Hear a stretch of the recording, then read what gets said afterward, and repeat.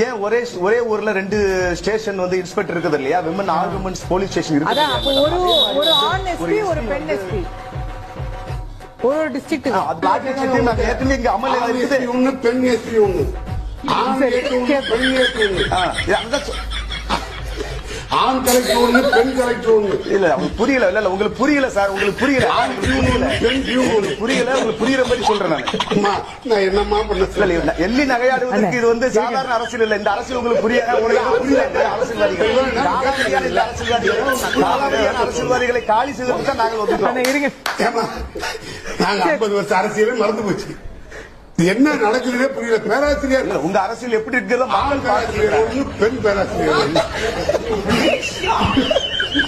இதெல்லாம் சமத்துவத்தை பத்தி மேடம், நீங்க சமத்துவத்தை பத்தி உங்களுக்கு என்ன தெரியும்?